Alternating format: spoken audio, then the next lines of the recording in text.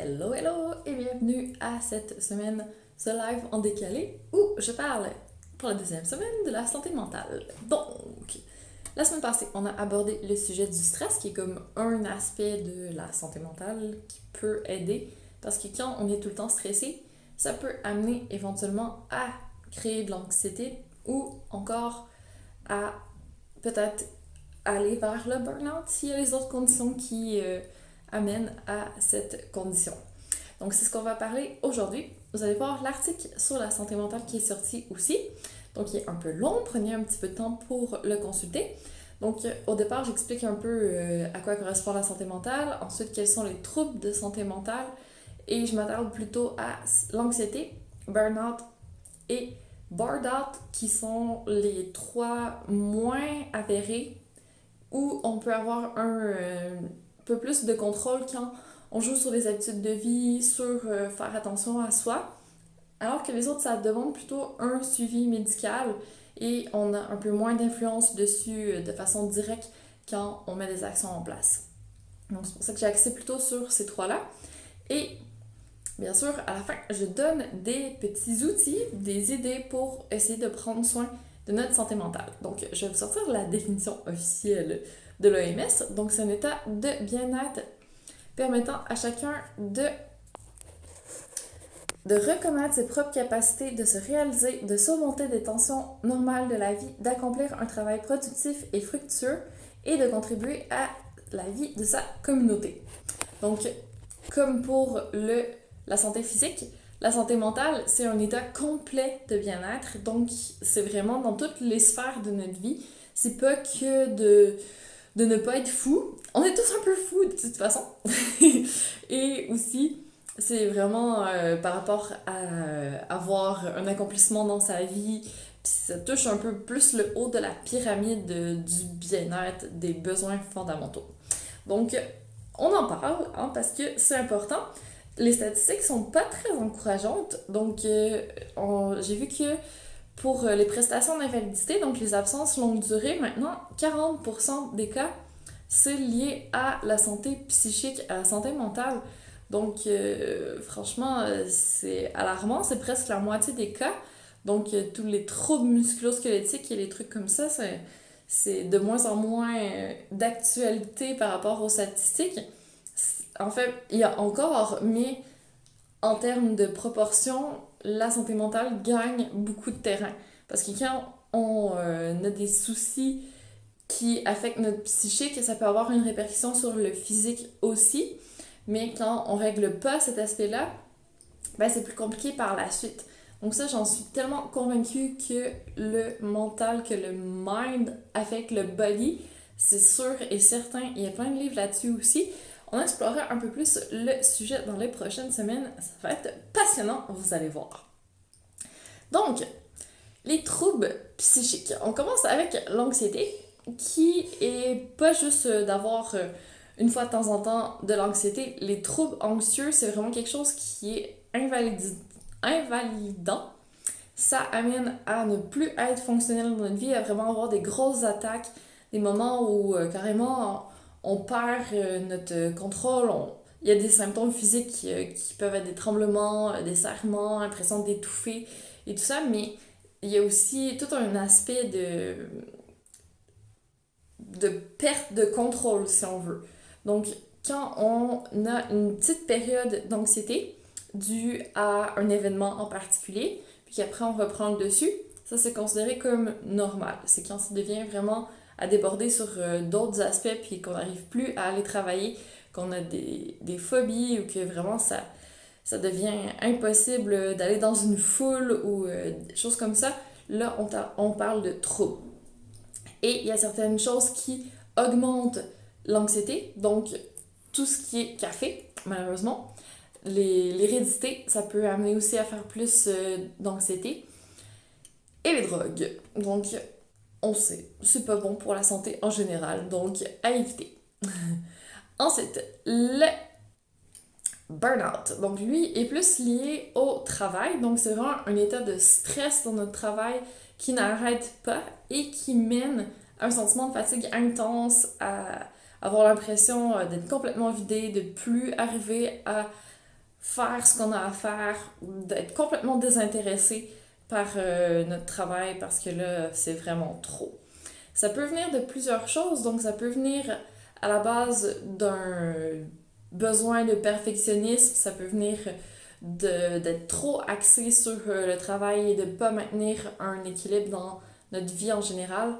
Ça peut venir de différents facteurs aussi qui sont un petit peu plus, encore une fois, héréditaires et tout ça, mais cette fois-ci, il y a vraiment un lien clair avec le travail. Donc, oui, on peut agir sur nous, mais il va falloir agir aussi sur le travail.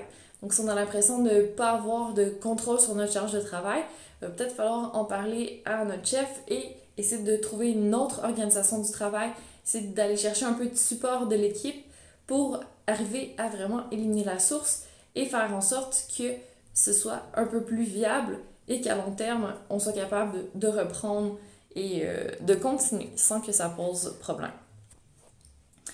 Et à l'opposé, il y a le burn-out, qui lui, l'autre, le burn-out, c'est vraiment épuisement professionnel. Et lui, ben, c'est plutôt le contraire, c'est l'ennui au travail, si on veut. Donc, le fait qu'on perde complètement l'envie de travailler parce que on a, encore une fois, peut-être, ben, c'est lié au travail, mais on n'a pas vraiment de contrôle, puis on n'a pas l'impression d'être utilisé à notre plein potentiel à notre travail. Et on n'aime pas ce qu'on a à faire, on traîne un peu de la patte, on étire le travail et on se désintéresse aussi. Donc, celui-là, il n'est pas lié forcément au travail au départ. Ben, il n'est pas lié au stress, forcément. C'est même le contraire du stress, c'est de ne pas avoir assez de stress qui a mené à ça. Mais, encore une fois, il faut en parler. Donc, pour régler le problème, c'est vraiment d'aller chercher des solutions par rapport à est-ce qu'on peut ajouter un peu plus de variété dans le travail, changer peut-être un petit peu certaines tâches pour aller chercher des choses qui nous stimulent un peu plus, qui nous intéressent un peu plus, mettre peut-être des délais plus serrés, fixer peut-être des objectifs avec des récompenses pour retrouver l'intérêt et arriver à s'en sortir. Donc, le point commun, si on veut, de tout ça, c'est que c'est pas avéré de façon médicale. Donc, la prise en charge quand on est en arrêt, c'est pas aussi efficace que si on a vraiment une maladie mentale qui est considérée comme telle par la médecine. Donc, c'est un peu plus compliqué à gérer. Et c'est aussi plutôt considéré comme un trouble d'adaptation. Donc, quand on a une situation, notre corps a comme trop réagi, notre mental aussi, et c'est ce qui a amené à développer le trouble. Donc, plus on apprend à le détecter rapidement, plus c'est facile. Quand on est en plein dedans, c'est pas toujours évident, par contre. Donc, c'est bien si les autres personnes autour, ou que vous voyez ça chez vos collègues, que vous puissiez arriver à peut-être leur faire prendre conscience pour les amener à se prendre en charge puis aller chercher un traitement. Parce que des fois, c'est pas toujours facile. Il y a des signaux d'alarme quand on voit vraiment le comportement de la personne changer, parce que là, elle est vraiment complètement désintéressée par le travail, parce qu'elle est complètement épuisée, qu'elle est au bout, parce qu'il y a des attaques de panique, c'est clair, net et précis que c'est ça. Peut-être la guider dans cette direction ou en parler à d'autres qui vont être plus aptes à guider le collègue, mais quand la personne est vraiment dedans, peut-être qu'elle va pas vouloir l'admettre dès le départ. Ou quand on a tout à l'intérieur, qu'on laisse rien transparaître à l'extérieur, qu'on comprend pas bien ce qui nous arrive, de peut-être pouvoir se rendre compte que c'est ça, c'est pas que je suis en train de devenir folle ou quoi que ce soit, il y a vraiment un souci, donc il y a une réponse qui se met en place et d'essayer d'agir pour sortir d'une spirale qui nous entraîne vers le bas. Ça, plus on le fait rapidement, plus c'est facile de s'en sortir, bien sûr. Donc, une fois qu'on se rend compte qu'on a un souci, la première étape, c'est vraiment d'admettre qu'on a un problème. On est en 2020, il y a de moins en moins de tabous, on contribue à ça aussi si on peut. Donc, personne ne va vous dire vous êtes folle, vous êtes fou. Non, pas maintenant. Hein? Si c'est le cas, vous travaillez avec des barbares, changez d'endroit. Non, c'est une blague. Mais quand même, normalement, en parlant avec les autres, ça leur permet de comprendre puis d'aider par la suite. Donc, ça vaut le coup d'en parler. Puis si vous voulez pas en parler à vos proches ou à vos collègues de travail, allez chercher de l'aide d'un professionnel. Donc, maintenant, il y a des psychologues, il y a des psychiatres qui sont vraiment formés, il y a des protocoles, il y a eu beaucoup de recherches là-dessus aussi. Donc, ça va vous permettre d'avoir une personne ressource, d'être pris en charge si c'est la médication qu'il faut, de l'avoir pour arriver à se sortir de la spirale. Puis si jamais c'est plus au niveau habitude de vie puis au niveau personnel, ben, je vous ai préparé une petite trousse d'outils à commencer à utiliser dès maintenant, même si on n'a pas de soucis particuliers au niveau de notre santé mentale. Honnêtement, moi-même, je dois prendre soin de ma santé mentale parce que sinon, je deviens un peu folle, je l'avoue. Donc, quand je prends pas soin de moi, que je dors pas bien, que je mange pas bien, que je stresse pour plein de raisons, que je travaille trop, que j'ai pas un bon équilibre dans ma vie, ça paraît tellement. Les gens autour de moi s'en rendent compte. Je me rends compte que je suis impatiente et que je suis vraiment pas agréable à côtoyer. Donc, il faut que j'agisse. Et c'est pas des blagues. Donc, les trucs que je vous donne, c'est vraiment des trucs que j'utilise pour arriver à rester la version équilibrée, zen et alignée de moi-même. Donc, j'encourage tout le monde à le faire, vous voyez. J'ai pas l'air trop folle, ça fonctionne. Donc, le premier truc, je vous en ai parlé la semaine dernière, donc c'est de mieux gérer son stress en évitant de se faire du ciné. Donc, le C, c'était contrôle faible, le I, imprévisibilité, le N, nouveauté, et le E, ego menacé.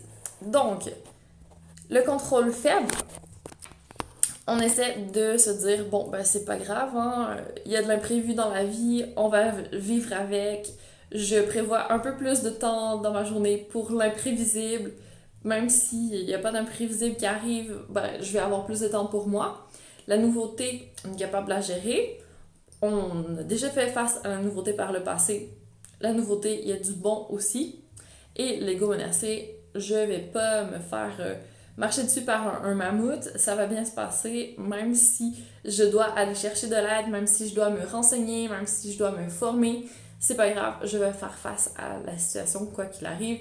J'ai les ressources pour le faire. Donc, mieux gérer son stress, toujours une bonne idée.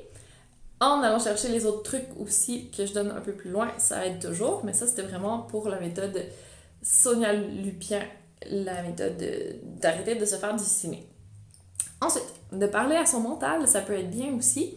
Donc, quand on sent le stress monter, quand on sent l'anxiété monter, quand on commence à sentir qu'on n'est pas très bien, d'apprendre à notre mental à se calmer, lui dire que ce qui est en train de nous faire comme cinéma, encore une fois, ça fonctionne pas. On a, par le passé, pu surmonter des situations qui étaient encore pires, ça va encore bien aller cette fois-ci. Donc, en fait, le problème, c'est que notre cerveau essaie de nous protéger et notre cerveau, il n'aime pas avoir tort. Donc, s'il essaie de nous dire qu'il y a un danger en ce moment, il va tout faire pour nous démontrer qu'il y a vraiment un danger. Donc, il faut lui montrer le contraire, créer une dissonance cognitive. Et là, quand il va se rendre compte qu'il y a une dissonance, il n'aime pas ça quand il y a une contradiction, donc il va se ranger à ce qu'on essaye de lui faire faire. Donc, pour arriver à convaincre son mental qu'il n'a pas raison d'avoir peur, il faut lui demander, est-ce que ce qui nous fait peur est vrai? Ou au contraire, on peut y aller carrément, pourquoi c'est pas vrai? Puis là, on le sort toutes les fois dans le passé où on a été capable de le faire, où ça s'est bien passé, où il n'y avait pas de problème. On l'a déjà fait par le passé, on est encore capable de le faire dans le futur. Donc, mental, calme-toi. Merci d'avoir voulu me protéger, mais je suis capable de gérer la situation sans avoir d'effet négatif. Donc ça, c'est parler à son mental pour le calmer. Ensuite, intégrer plus d'activités qui nous font du bien dans notre quotidien, que ce soit marcher nu-pied dans le gazon, donc faire du grounding, faire du sport, faire des siestes, prendre des bains, manger mieux, faire du dessin, de la lecture, de la musique, tout ce qui nous apporte du bien-être, qui fait sécréter des hormones qui ne sont pas du cortisol. Hein. Le cortisol, c'est l'hormone du stress. Aller chercher plus de la dopamine, de la sérotonine, des hormones pour nous ramener dans un état un petit peu plus de bien-être. Ça va nous aider à justement calmer toutes les réactions chimiques qui se passent dans notre corps, se sentir bien dans notre tête parce qu'on a fait quelque chose qu'on aimait, se sentir bien dans notre corps si on a bien mangé, bien dormi, bien bougé. Donc tout ça, même si ça passe par le physique, ben ça a un effet aussi sur notre mental. Donc c'est excellent pour la santé mentale, la santé psychique. Avoir un bon entourage aussi, donc on le sait, l'isolement qu'on a connu avec le COVID par exemple, ça aide pas quand on est en burn-out, quand on fait de l'anxiété, on a besoin d'avoir des gens autour de nous pour nous supporter, on a besoin de parler, on a besoin d'aller chercher des gens pour nous aider. Donc, si besoin, aller vers un psychologue, mais avoir quand même un réseau autour de soi, avoir des collègues qui peuvent prendre un peu de travail en cas de petits soucis à la maison, avoir des gens qui peuvent prendre un peu de surplus aussi, ou juste des amis qui nous amènent boire un café ou peu importe, pour décompresser, pour dédramatiser. Toujours une bonne idée. Donc, on essaie d'avoir un entourage autour de nous et de mettre en place, autant que possible, un petit rituel pour commencer la journée du bon pied. Donc, je reviens avec le rituel matinal où on veut avoir notre cerveau qui est dans un bon état, qui commence la journée avec du positivisme et ça va se répercuter durant toute la journée.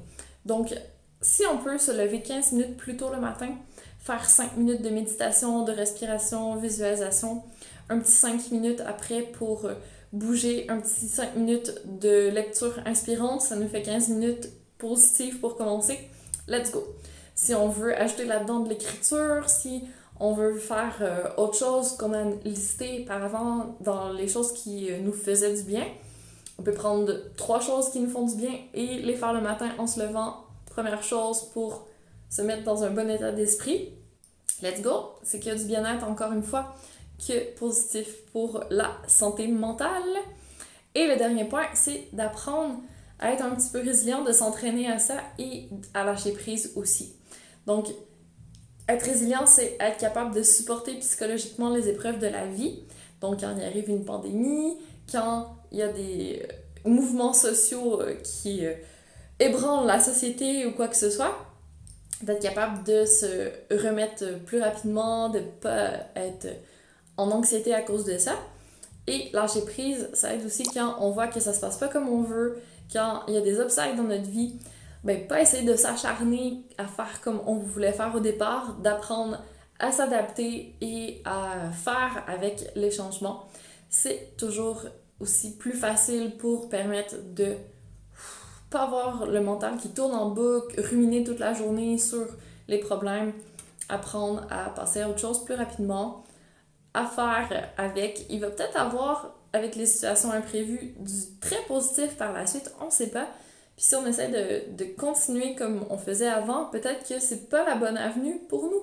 Donc, apprendre à lâcher prise, ça prend du temps.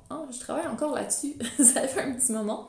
Donc, je dis pas que c'est facile, toutes les solutions que je parle, je dis pas que c'est magique non plus, mais plus on met de choses en place, plus on a des bons mécanismes, plus on est conscient aussi quand on commence à partir dans une voie qui est moins optimale, qui est moins alignée avec la santé, que ce soit physique ou mentale, mais c'est plus facile de revenir. Parce que la prévention, c'est toujours la meilleure solution. Toujours plus facile de prévenir que de guérir. Donc voilà!